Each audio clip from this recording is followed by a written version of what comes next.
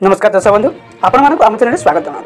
दर्शक बंधु आज मुख्य खबर गुड़िक आसतु जाणा। सर्वप्रथम रहा पीएम किसान टंका। पीएम किसान टंका पुणी मिल एवं सीएम किसान टंका यही दिन मिल। आसतु संपूर्ण वीडियो में जाणा क्यों दिन क्यों योजना मिल सहित अनेक किसी ब्रेकिंग न्यूज गुड़िक अच्छी आज वीडियो जानीपारे से वीडियो को शेष पर्यटन देखूँ। वीडियो भल लगे गोटे लाइक करूँ। आप क्यों जिलूर देखुं निश्चित भाव आप कमेंट कर जनातु। चलते अब डेरी नक वीडियो स्टार्ट करवा। आज प्रथम खबर सीएम किसान योजना टंका तृतीयतम किस्ती नुआखाई अवसर में मिले बोली घोषणा कर नुआखाई यही मास 28 तारीख होइतबारु सही दिन समस्त अकाउंट को योग्य हितकारी अकाउंट को 2000 लाख डायरेक्ट डीबीटी माध्यम प्रदान करेंगे।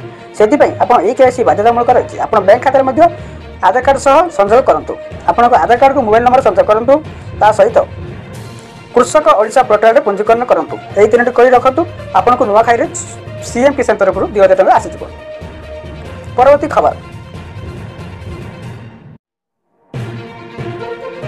उपराष्ट्रपति निर्वाचन पर जातीय गणतांत्रिक मेंट एनडीए प्रार्थी सीपी राधाकृष्णन को समर्थन करने को बीजेडी सभापति नवीन पट्टनायक कथा कहते।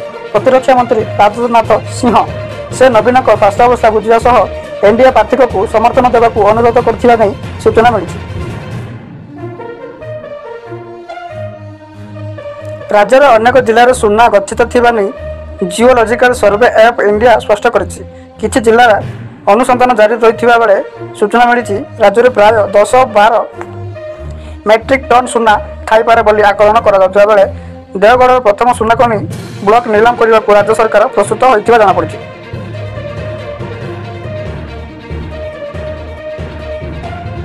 मुंडी धान बिक्री राज्य चाषी पंजीकरण चलता बेले आउ वंशानुक्रमिक प्रमाणपत्र दरकार नहीं बोली एक विज्ञप्ति प्रकाश पाई। एणिकी सेल्फ डिक्लेरेशन बा निर्देश घोषणानामा पंजीकरण हो पार बोली जोगाण विभाग पक्षर सबु जिला को चिठी लिखि अवगत कर सूचना मिली। सूचना अनुसार यही पंजीकरण पूर्व वंशानुक्रम प्रमाणपत्र बाध्यतामूलक होइथिबारु चाषी माने अनेक समस्या भोगुतिले। गंजाम जिला शेरगढ़ ब्लॉक धनंतर पंचायत कार्यालय सम्मुखें ओआरटीसी बस सह एक घरोई बसर मुहांमुही देखा होइछि।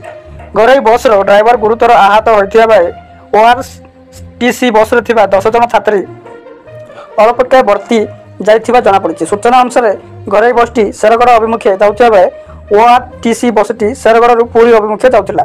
दुईटी बस को जबत कर पुलिस अधिक तदंत करिछि।